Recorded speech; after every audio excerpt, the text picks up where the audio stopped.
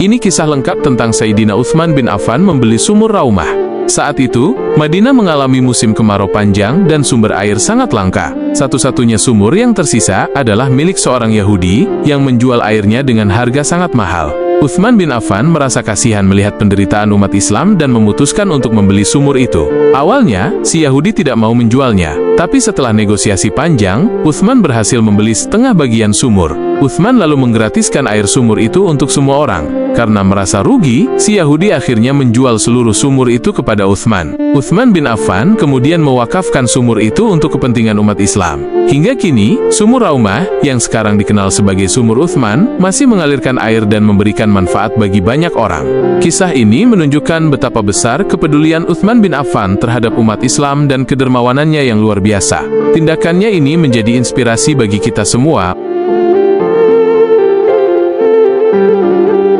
Pada masa pemerintahan Utsman bin Affan sebagai khalifah ketiga, jumlah kaum muslimin terus bertambah pesat. Masjid Nabawi, yang pada awalnya dibangun oleh Nabi Muhammad di Madinah, menjadi semakin sesak dan tidak lagi mampu menampung seluruh jamaah yang ingin sholat. Kondisi ini tentunya menimbulkan kesulitan bagi umat Islam untuk beribadah dengan nyaman dan khusyuk.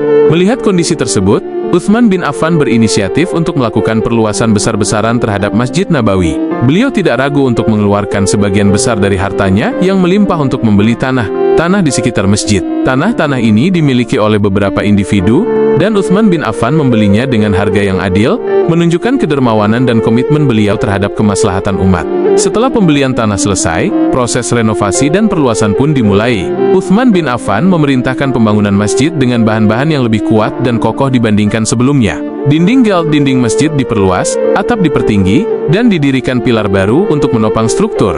Area sholat menjadi jauh lebih luas. Pada suatu masa, Madinah dilanda kekeringan dan paceklik hebat. Kelangkaan bahan makanan, khususnya gandum, membuat harga melambung tinggi dan rakyat mengalami kesulitan luar biasa. Di tengah keputusaan itu, datanglah kabar yang membawa harapan. Sebuah kafilah dagang besar milik Utsman bin Affan tiba di Madinah, membawa muatan penuh gandum dan bahan makanan lainnya dari Syam. Para pedagang di Madinah melihat ini sebagai kesempatan emas untuk meraup keuntungan besar, segera menemui Utsman. Mereka menawarkan harga yang berlipat-lipat dari modal aslinya. Misalnya, jika modalnya 1 dirham, mereka menawarkan 2 atau bahkan 3 dirham. Namun, dengan senyum tenang yang menjadi ciri khasnya, Utsman menolak semua tawaran tersebut. Ada yang menawar lebih tinggi dari kalian, jawab Utsman, membuat para pedagang keheranan. Mereka penasaran siapa gerangan yang bisa menawar lebih tinggi dari keuntungan yang sudah fantastis itu. Siapa yang berani menawar lebih tinggi dari kami, wahai Utsman? Tanya mereka. Utsman menjawab, Allah lah yang memberiku keuntungan 10 kali lipat. Apakah kalian sanggup menawar seperti itu? Mendengar jawaban tersebut, para pedagang terdiam. Mereka menyadari bahwa Utsman tidak sedang mencari keuntungan duniawi. Beliau justru tengah mencari pahala dan ridho Allah, SWT. Tanpa ragu sedikit pun, Utsman bin Affan kemudian membagikan seluruh muatan kafilah dagangnya, bertonton gandum, dan bahan makanan lainnya secara gratis kepada seluruh penduduk Madinah yang membutuhkan. Tidak ada satupun biji gandum yang dijual atau diambil keuntungannya.